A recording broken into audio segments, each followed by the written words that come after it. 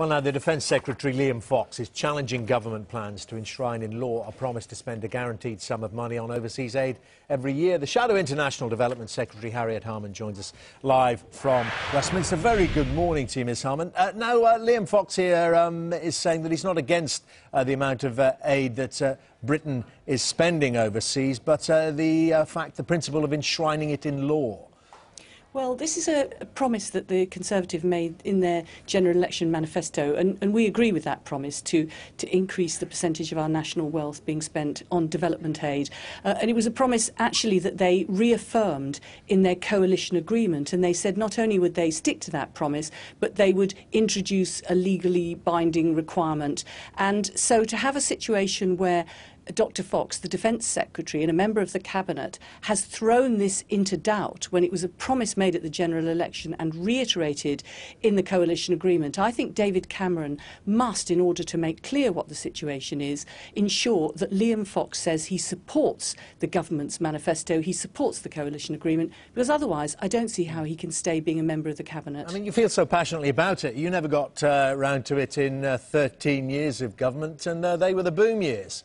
No, well, what we did is, after the previous Conservative government had reduced the percentage of our national wealth spent on aid, we steadily increased it year by year. So we did actually put our money where our mouth was. And it's still going up, but you didn't enshrine it in law. Well, no, it's not going up now, because what's happened is, as soon as the Conservatives got in, although they promised to continue to increase it to 0.7% by 2013, they've actually frozen it for this year and next year. So they've already, made people worried about their commitment. The point is that we made a promise on international development, and we kept it. I know it's a narrow point, but you didn't enshrine it in law. Well, we didn't actually need to enshrine it in law because we were actually doing it. The difficulty is that the Conservatives made a pledge on international development, which we agree with, but which they'd never supported in the past. And in order to make sure that people really believed this pledge, they said, we will enshrine it in law. And now it looks as though Liam Fox is starting the argument to try and wriggle out of that manifesto commitment just within a year of them taking office. Well, the spending's still there. Downing Street says it will go ahead. The manifesto commitment is being stuck by, so no argument then, really, is there?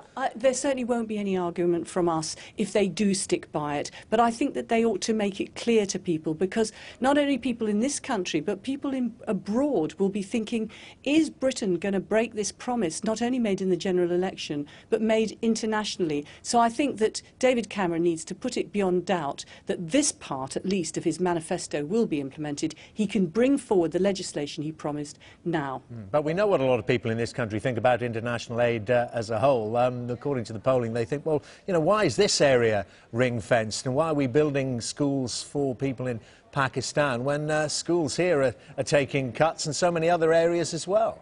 Well, as you know, Dermot, we don't agree with the austerity that this government has unleashed on this country, and we think it's not only bad for the public services which are being cut, but it's really making people very anxious and putting people into difficulties, but it's actually bad for the economy. So this austerity drive, this determination to cut the deficit within one parliament, we don't agree with that anyway, but it was the Conservative government themselves that promised to increase development aid as a percentage of national wealth. It was them themselves that promised to put it into legislation.